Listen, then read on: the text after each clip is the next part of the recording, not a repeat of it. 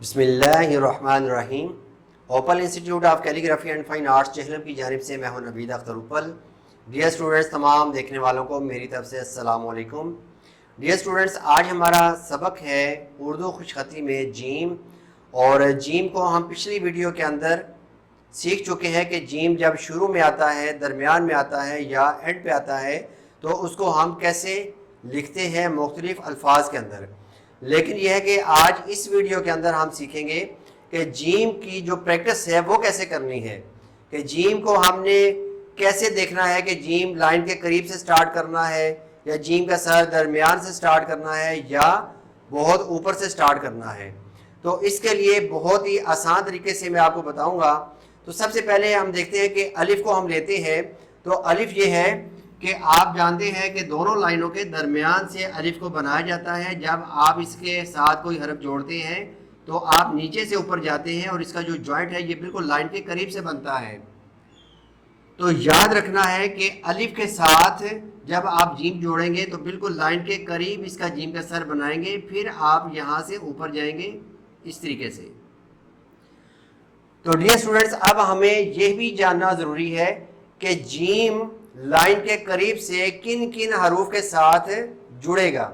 Line के करीब से आप देखें कि अलिफ के साथ जब भी जोड़ेंगे तो लाइन के करीब से जोड़ेंगे। इसी तरीके से जब आप जीम को जोड़ते हैं गाफ या काफ के साथ तो फिर भी लाइन के साथ इसका जो जॉइंट है ये टच करके रखना है, जग। इसी तरीके से आप लिखते हैं जीम दाल जद, तो इस सूरत में भी आपने लाइन के साथ जीम को जोड़ के रखना है। ठीक है, ये जॉइंट लाइन के साथ जुड़ के रहेगा। अब देखें कि अगर आप जीम का सर यूं बनाते हैं, लाइन से उठा के रखते हैं तो ये बुरा लगेगा। ठीक है, अब हम देखते हैं कि जीम जो है किन हरूफ के अंदर या किन अल्फाज के अंदर लाइन से मामूली सा ऊपर जाएगा। तो उसमें है कि सबसे पहले बे की फैमिली को हम देखते हैं कि जीम का सर आप लाइन से मामूली सा उठा के रखेंगे और इस तरीके से लिखेंगे आप जीम बे जब। तो हम शब लिखते हैं या कोई भी हर्फ लिखते हैं तो लाइन से उठा के रखना है आपने बे के साथ और बे की तमाम फैमिली के साथ। उसके बाद हम आगे चलते हैं कि हम जब जीम को जोड़ेंगे वाव के साथ तो लाइन से मामूली सा उठा के रखेंगे, यहाँ से सीधा आपने जाना है और फिर वाव को बना देना है। और एक और अहम बात यह है कि जीम का सर जब भी आपने बनाना है तो जीम के सर बनाने के बाद आपने हमेशा बाहर निकलना है।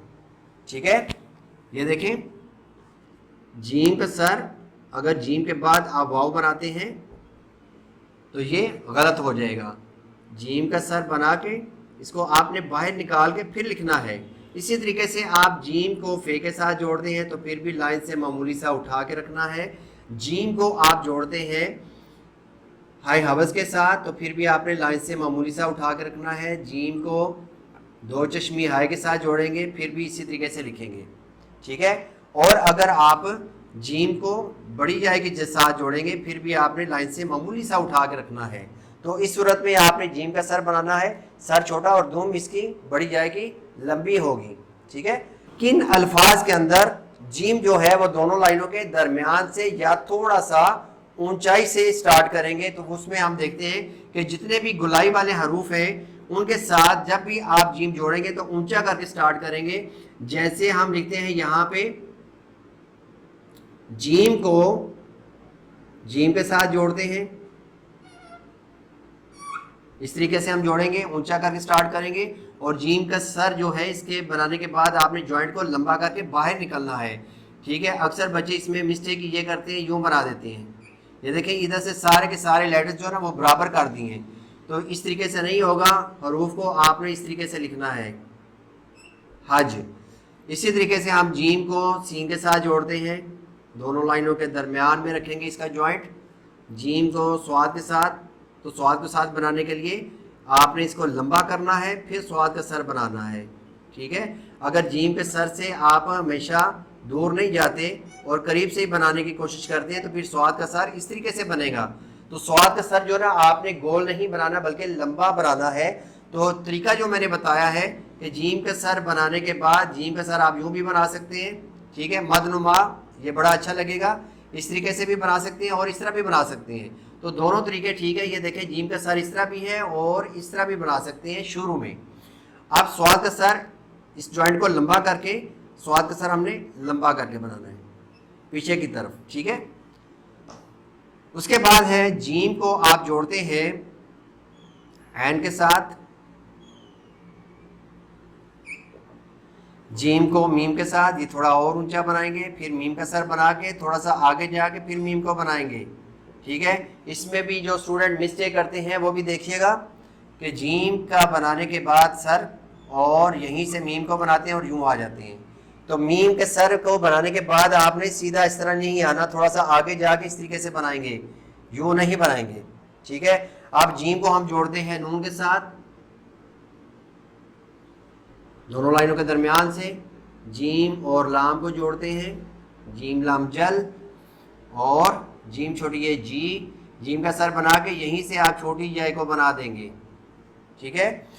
तो ये ऐसे हरूफ के जिनके एंड पे गोलाई आ रही है, तो इसमें जीम का सर दोनों लाइनों के दरमियान में या थोड़ा सा ऊंचा करके बनाएंगे, ठीक है। तो अभी हम कुछ अल्फाज की प्रैक्टिस करते हैं। अल्फाज को जब आप सीखेंगे, देखेंगे, तो फिर आपकी अच्छी प्रैक्टिस हो जाएगी।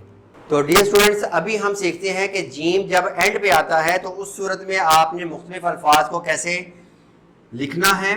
ये देखिएगा कि आपको बताया था मैंने पहले भी कि जीम का सर जब दरमियान में एंड पे आता है तो ये वाला जॉइंट बनेगा, ठीक है। तो अभी हम लिखते हैं बच, तो जीम का सर दोनों लाइनों के दरमियान में आएगा। उसके बाद आपने यहाँ से गोलाई कर देनी है, और गोलाई जो है आपने मामूली सी लाइन से नीचे लेके जा सकते हैं। अब इसके साथ आपने कोई भी हरफ जोड़ना है तो बस उस हरफ का जो सर है वो सिर्फ आपको लगाने की ज़रूरत पड़ेगी। जैसे हम लिखते हैं सच, तो ये देखिएगा सीन आगे वही जॉइंट आ रहा है, सच, स्वाद और है, ठीक है, या स्वाद और जीम को लिखा। अब देखें कि तोय के बाद अगर आपने हरफ जीम लिखना है तो इसके सर से आपने हमेशा बाहर निकलना है, ठीक है। बच्चे क्या करते हैं, ये तोय बनाया, इधर से ही जीम को बना देना, ठीक है। तोय के साथ से ही जीम को नहीं बनाना, बल्कि तोय के बाद आपने इसको जॉइंट बनाना है, उसके बाद जीम को बनाएंगे तो ये सही बनेगा। आइन और जीम, हज, फे और जीम, फज, काफ और जीम, कज, लज।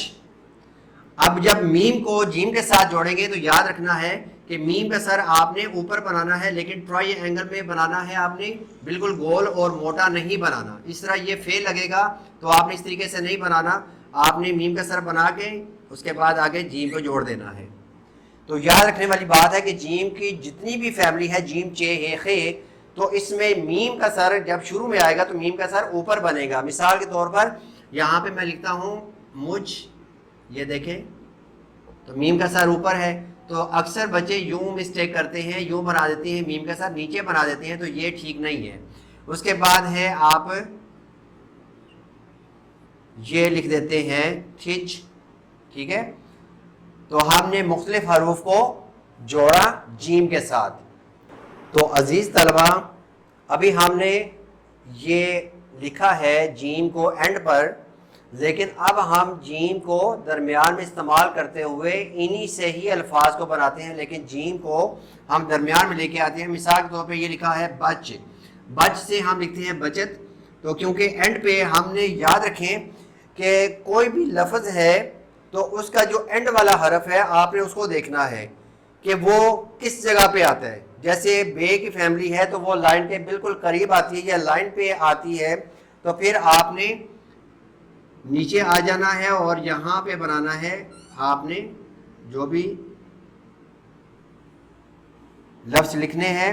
बचत ये है सच, सच को हम पहले ही ऊपर लिख चुके हैं, लिखते हैं यहाँ पे सजल लिख देते हैं, दोनों लाइनों के दरमियान में ले गए। यहाँ पे है सुबह और यहाँ पे हम लिख देते हैं सेहत। तो मेन जॉइंट वही आ रहा है, ठीक है। यहाँ से आपने गोलाई बनाई थी, लेकिन आपकी बार आप आगे ते को जोड़ रहे हैं।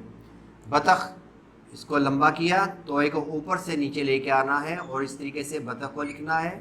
आगे है अजब या अजीब लिख देते हैं हम। फे और जीम फज, आगे रे को बना दिया फजर। उसके बाद है काफ जीम कज, यहां पे हम लिख देते हैं गंज। उसके बाद है लाम और जीम लजपाल। ये देखिए हम बिल्कुल लाइन के करीब आ गए हैं। ये है मुझ। उसके बाद है ये थिज। तो थिज से कोई लफ्ज़ नहीं बनता, लेकिन यह है कि ये थिज खुद से एक लफ्ज़ है, ठीक है। इसका मतलब होता है बदहवास, ठीक है, अपने हवास खो देने वाला थिज बदहवास को कहते हैं। और यहाँ पे हम कुछ अल्फाज की और प्रैक्टिस करते हैं। यहाँ पे हम लिखते हैं सही। सही काफ़ी बड़ा लफ्ज़ है, इसलिए हमने ऊपर से स्टार्ट किया है और आस्ता आस्ता नीचे आए हैं। और यहाँ पे हम लिखते हैं समझ। इसमें देखें सीन भी आ रहा है और मीम भी आ रहा है, फिर जीम, फिर हमने दो आंखों वाली हाय दो चश्मी लगानी है। तो ये समझ, इसको बहुत ऊपर से स्टार्ट करेंगे, ठीक है। और अगर लिखा समझा तो फिर यहाँ से ऊपर चले जाइए आप, ठीक है। समझे लिखना है तो एंड पे, क्योंकि गुलाई वाला हरफ है, तो फिर आपने इस तरीके से लिखना है। ये जॉइंट को थोड़ा सीधा सीधा लेके जाना है, बहुत ऐसे आएंगे तो बहुत नीचे चले जाएंगे। समझें, ठीक है। तो ये जीम का इस्तेमाल हो रहा है। और इसी तरह है ये कुछ। तो डियर स्टूडेंट्स, ये हमने कुछ प्रैक्टिस कर ली है लफ्ज़ों की। आपने इन अल्फाज की प्रैक्टिस करनी है। वीडियो को आप बार बार देखें, ताकि जब जहन के अंदर बात बैठ जाती है आसान हो जाता है, वो काम करना आसान हो जाता है। तो इंशाल्लाह नई वीडियो के साथ मैं जल्द हाजिर होऊंगा। इजाज़त चाहूँगा। अल्लाह हाफिज़, अस्सलाम वालेकुम।